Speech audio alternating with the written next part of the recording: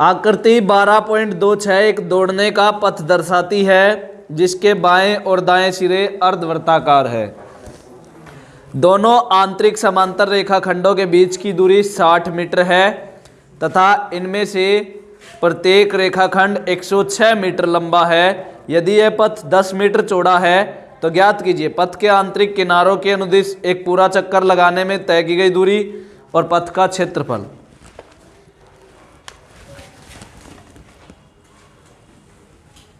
इस प्रकार से पाथ है।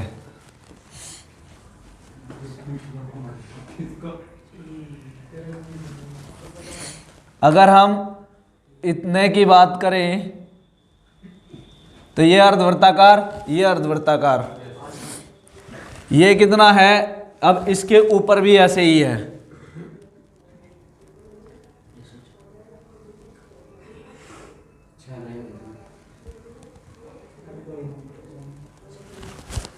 इस प्रकार से तो ये तो जो इसकी लंबाई है यहां से यहां तक ये 106 मीटर है, 106 मीटर। और जो ये है बीच वाले की, इसकी है 60 और 10 मीटर ये इसकी पट्टी है, यानी कि पथ ये सारा ये है पथ, ये जो बीच वाला है ये पथ है। तो इसका क्षेत्रफल हमें निकालना है। तो हम क्या करेंगे, इस यानी कि बड़े अर्धवृत्त में से अगर हम इसको ऐसे मिला दे 10 और 10 तो ये कितना हो गया? टोटल 80, टोटल 80 हो गया ये यहाँ से यहाँ तक। इसी प्रकार इसमें भी 60 है ये, 10 और 10 80 और 80। इस प्रकार से तो हमें पहले तो निकालनी है इसके पथ के अनुदिश आंतरिक किनारों की दूरी। तो आंतरिक किनारों में जब हम आंतरिक किनारों की बात करेंगे तो इस लाइन पर चलेंगे, जो ये अंदर वाली लाइन है, इस पर आंतरिक किनारों के हिसाब से दूरी तय करनी है। तो इसके लिए हम अर्धवृत्त लेंगे। तो इस अर्धवृत्त की त्रिज्या कितनी हुई? 30। बट लेकिन हमें इसमें त्रिज्या तो देखनी ही नहीं। क्या देखनी? हमें त्रिज्या की जरूरत पड़ेगी, लेकिन हम क्या परिधि निकालेंगे? ये परिधि निकाल लेंगे इतनी और ये परिधि निकाल लेंगे इतनी। और ये 106 है और ये भी 106 है, इसको भी जोड़ देंगे। 106 और 106 212 जमा 2 अर्धवृत्त की परिधि। आंतरिक अर्धवृत्त की त्रिज्या, आंतरिक अर्धवृत्त का व्यास है 60 मीटर। तो आंतरिक अर्धवृत्त की त्रिज्या होगी, त्रिज्या इसकी आधी होती है 30 मीटर। तो आंतरिक, अब हमें क्या निकालना है? आंतरिक किनारों के अनुदिश दूरी, आंतरिक किनारों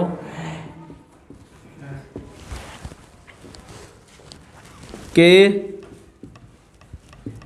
अनुदिश दूरी।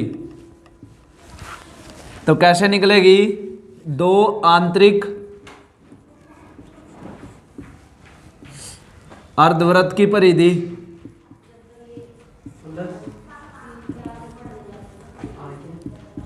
प्लस 106 प्लस 106,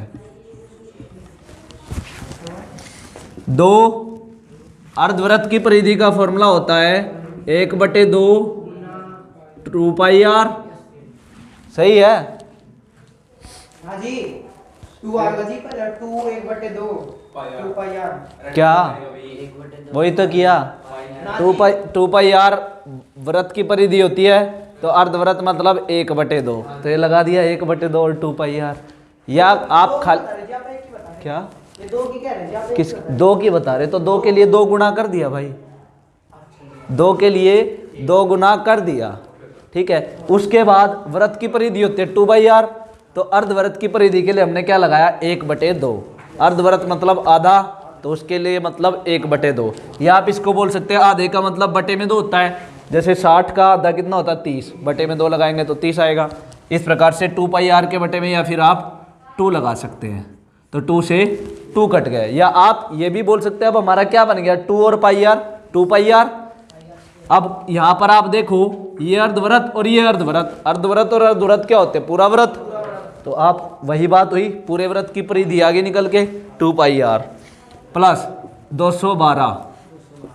2 पाई आर की वैल्यू, पाई कितना है 22/7 और आर है 30 प्लस 212 बराबर 22 दूनी 44, 44 तिये 132, 0 1320/7 जमा 212 बराबर 212 की 7 के साथ गुना करेंगे, ऐसे कर सकते हैं। बटे में एक लगाया, इसकी इधर इसकी इधर, 1320 प्लस 1484 बटे में 7, 2804/7 मीटर है तो मीटर आंसर। परिधि है, अगर क्षेत्रफल होता तो स्क्वायर हो जाता। ठीक है, 2804/7 आ गई आंतरिक किनारों के अनुदिश दूरी।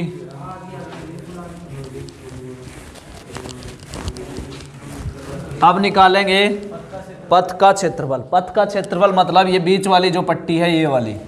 अब ये कैसे निकलेगी? जब हम सिर्फ इतना निकालना चाहिए, ये वाला यहाँ से यहाँ तक और यहाँ से यहाँ तक, तो ये बड़ा आप इसको ऐसे ले, अभी थोड़ा सा ये और एक ही है। अगर ये हमें निकालना है, यानी कि ये हमें निकालना है, तो हम क्या करेंगे? इसमें से बड़े आयत में से छोटे आयत का क्षेत्रफल घटा देंगे तो सिर्फ यही बचेगा, यही बचेगा। तो जो निकलेगा वो आ गया प्लस में, क्योंकि ये भी तो है ये। तो अब इनको भी ऐसे ही माने कि ये वाला और ये वाला, ये अर्धवृत्त हो गया और ये अर्धवृत्त हो गया। ऐसे बड़े अर्धवृत्त में से छोटे अर्धवृत्त का ये, यानी कि ये माइनस कर दे तो सिर्फ यही बचेगा, ये वाला। इस प्रकार से तो बड़ा अर्धवृत्त माइनस 2 बड़े अर्धवृत्त माइनस 2 छोटे अर्धवृत्त का क्षेत्रफल प्लस में बड़ा आयत माइनस छोटा आयत का क्षेत्रफल। तो आयत की चौड़ाई नहीं, चौड़ाई भाई ये होती है, छोटी चौड़ाई होती है, लंबाई लंबी होती है। तो चौड़ाई बराबर बड़े आयत की चौड़ाई 80 मीटर और छोटे आयत की चौड़ाई 60 मीटर। बड़े आयत की लंबाई 106 मीटर, छोटे आयत की लंबाई सेम, आयत तो सेम की लंबाई तो सेम है 106। अब बाह्य अर्धवृत्त भी रह गया। बाह्य अर्धवृत्त का व्यास, हाँ 80, व्यास तो 80 है क्योंकि 60 थी ये, 10 पट्टी हुई, 10 इधर वाली पट्टी हुई तो 80 होगी। पथ का क्षेत्रफल कैसे निकाला हमने? पथ का क्षेत्रफल 2 बड़े माइनस छोटे अर्धवृत्त का क्षेत्रफल, उसके बाद प्लस बड़े माइनस छोटे आयत का क्षेत्रफल।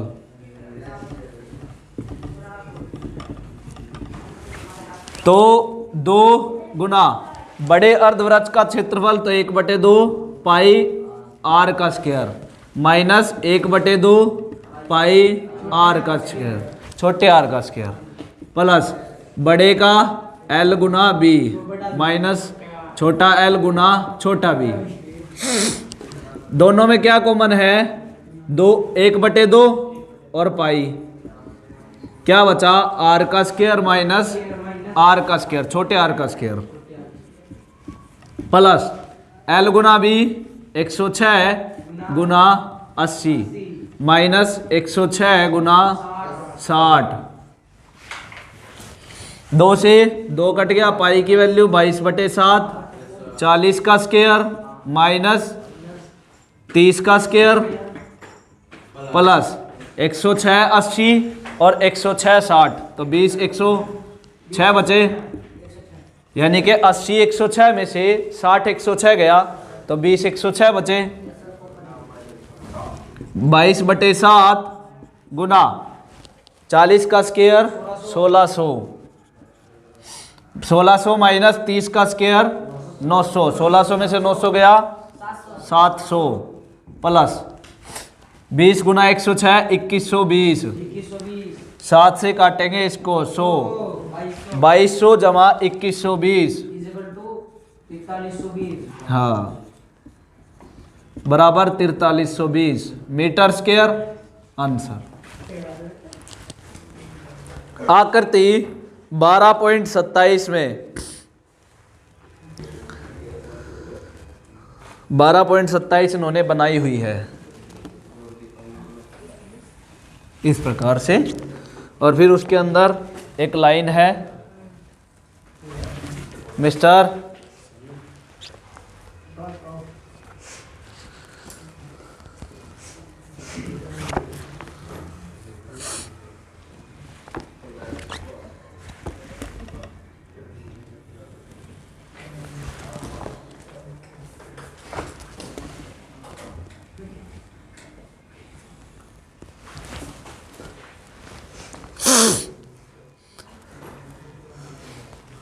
उसके बाद क्या है, इसमें अर्धवृत्त है,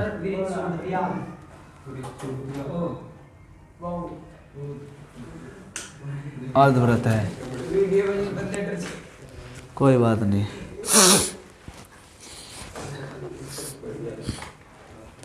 अब इसका व्यास क्या है, इसका व्यास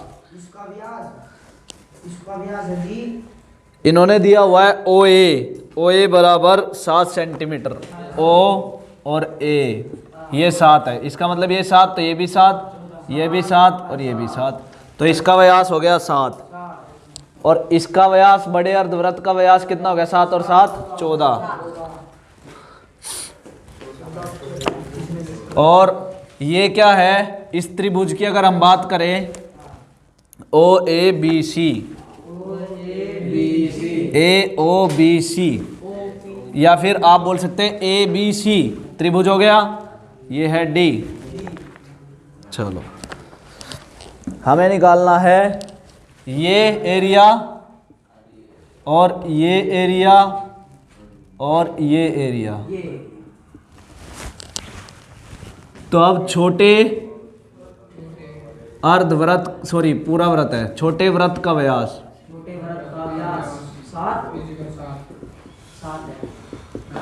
7, तो त्रिज्या कितनी होगी 7/2। बड़े अर्धवृत्त का व्यास, ये एरिया निकालना हो हमें, तो बड़े अर्धवृत्त में से, इस अर्धवृत्त में से त्रिभुज माइनस करेंगे तो ये आ जाएगा ये एरिया, और प्लस में ये करना है बस। बड़े अर्धवृत्त का व्यास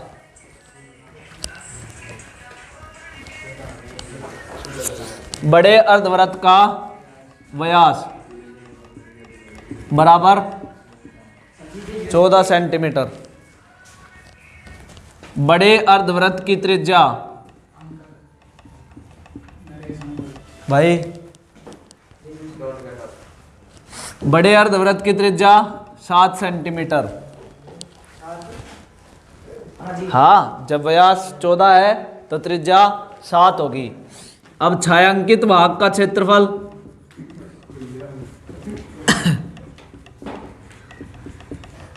छायांकित भाग का क्षेत्रफल बराबर बड़े अर्धवृत्त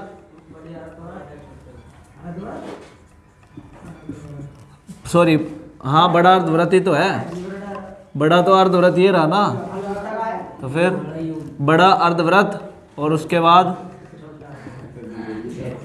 माइनस त्रिभुज का क्षेत्रफल, उसके बाद प्लस छोटे अर्धवृत्त का क्षेत्रफल। छोटा तो वृत्त है, अर्धवृत्त नहीं है। छोटे वृत्त का क्षेत्रफल, ये वृत्त है और ये बड़ा अर्धवृत्त है। तो बड़े अर्धवृत्त का क्षेत्रफल क्या होगा? पाई, इसको मान लेते हैं बड़ा आर, इसको मान लेते हैं छोटा आर। तो पाई 1/2 पाई आर स्क्वायर होता है ना, 1/2 पाई बड़े आर का स्क्वायर माइनस त्रिभुज का क्षेत्रफल। अब आधार है हमारा 14 और लंब है हमारा 7, तो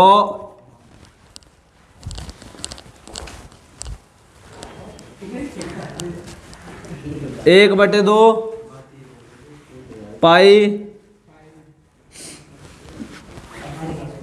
पाई आओगा। तो फिर मैं तो गलत बोल लूंगा, तारा ध्यान का है आधार गुना लंब, आधार गुना लंब।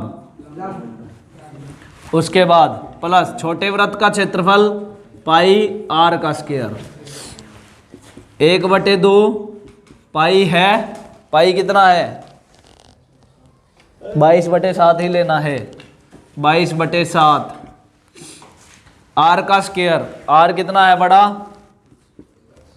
7, 7 का स्क्वायर 49 माइनस 1/2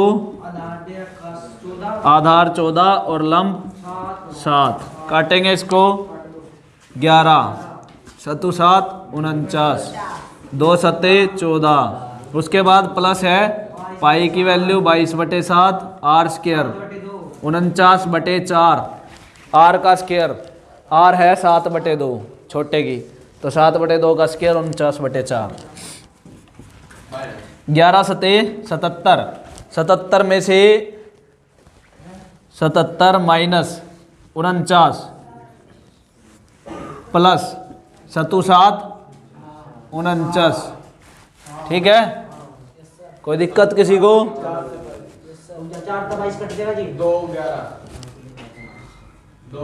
2 एकम 2 2 दूनी 4 2 11 22। 11/2 कितना आ गया 11/2 का? सॉरी हाँ 77/2, 11 7 77, 77/2। 77 में से 49 गया, 17 में से 9 गया 8, 17 में से 9 गया 8, बचा कितना 6, 6 में से 4 गया 2, प्लस काटेंगे कितना आएगा 2 3 6 बचा 1, 2 8 16.5 प्लस 38.5 बराबर 66.5 सेंटीमीटर स्क्वायर आंसर। किसका? इसका कोई जरूरत नहीं, अगर नहीं कटता तो आप ऐसे निकाल लो 28 जमा 77/2 करके एलसीएम लेके कर दो, कोई दिक्कत नहीं, बिल्कुल भी नहीं। 98 नंबर भी नहीं कटा, एक की तो बात दूर। चलो नेक्स्ट, 2 वृत्त के ऊपर एक वृत्त है।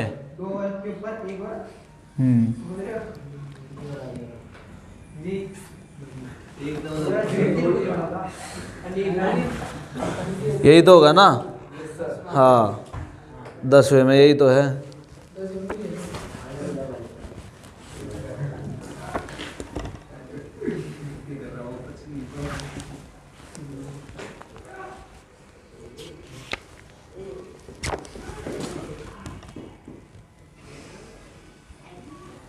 अब इसमें क्या है, एक त्रिभुज है,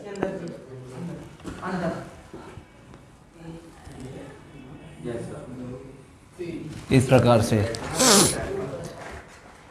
अब इन्होंने ये एरिया पूछा है, ये एरिया निकालना है बीच का। तो एरिया कैसे निकलेगा? इस त्रिभुज माइनस 3 त्रिज्याखंड का क्षेत्रफल। अब इन्होंने कहा है ये सारा समबाहु त्रिभुज है, तो समबाहु त्रिभुज का कोण कितना होता है 60 डिग्री। जब समबाहु त्रिभुज का कोण 60 डिग्री है तो त्रिज्याखंड का कोण भी 60 डिग्री होगा।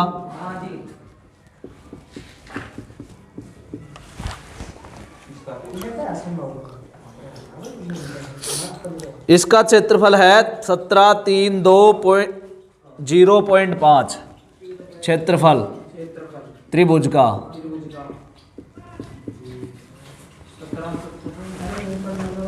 आगे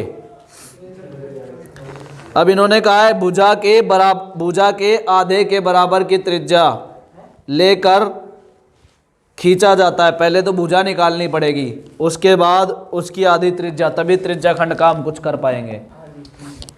तो पहले लगाते हैं त्रिभुज का क्षेत्रफल। समबाहु त्रिभुज का क्षेत्रफल होता है √3/4 भुजा का स्क्वायर। अब इन्होंने कहा है कि √3 को 1.73205 लो। तो समबाहु त्रिभुज का क्षेत्रफल कितना दिया हुआ है? 17,320.5 बराबर √3 की वैल्यू 1.73205/4 भुजा का स्क्वायर निकालेंगे ना भाई। ये 4 गुना में और ये डिवाइड में 1.73205 गुना 4 बटे में ये नीचे आ जाएगा 1.73205। अब नीचे वाले पॉइंट को काटने के लिए 1 2 3 4 5 पॉइंट के नाम का 1 लगता है और उससे बाद जो वैल्यू है उसके नाम की 0। तो गुना 1 2 3 4 5 ये पॉइंट कट गया। अब इसके 1 के बाद है पॉइंट, तो गुना 1 और 0 10 बराबर क्या बचा? भुजा का स्क्वायर। इससे ये कैंसल, 0 से 0 कैंसल। 4 गुना 10,000 40,000 बराबर भुजा का स्क्वायर। तो स्क्वायर इधर आके रूट में हो जाएगा, ये आ गया। अब तो भुजा कितनी आ गई? इसका रूट होता है 200।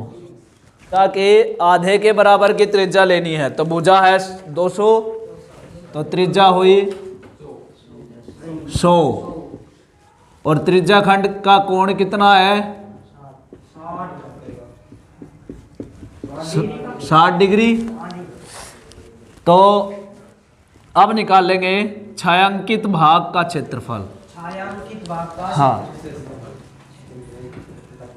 छायांकित भाग का क्षेत्रफल बराबर त्रिभुज माइनस त्रिज्या खंड। 3 त्रिज्या खंड है तो 3 त्रिज्या खंड लिखेंगे का क्षेत्रफल। अब त्रिभुज का क्षेत्रफल कितना है? 17320.5 माइनस 3 त्रिज्या खंड का निकालना है 3 गुना त्रिज्या खंड का क्षेत्रफल होता है θ/360 गुना πr²। 17,320.5 माइनस 3 गुना θ/360 60/360 गुना 22/7 r² 100 गुना 100। Very good. पाई की वैल्यू 3.14 लिखनी है, 3.14। 0 से 0 गया, 3 से 36 काटेंगे 12, 6 से काटेंगे 2, फिर 2 से काटेंगे 50। अब 3.14 की 100 के साथ गुना करेंगे 314। 17,320.5 माइनस 314 की 50 के साथ गुना करेंगे तो कितना आएगा? 314 गुना 50, कोई नहीं हम कर लेंगे, नहीं पता तो ठीक है, बराबर 17,320.5 माइनस जो भी आया 0 का तो 0 ही आएगा, कंफर्म है। 5 की करते हैं गुना, ठीक है, 5 चौके 20। वैसे तो डायरेक्ट भी आप कर सकते हो, 14 पंजे 70 होता है और 3 पंजे 15 होता है, तो 1570 आ गया। 1570.0 5 में से 0 गया 5 पॉइंट 0 2, 13 में से 6 7 गया 6, ये आ गया 6 में से 5 गया 1, 1620.5 सेंटीमीटर का स्क्वायर। हाँ आंसर ही है भाई।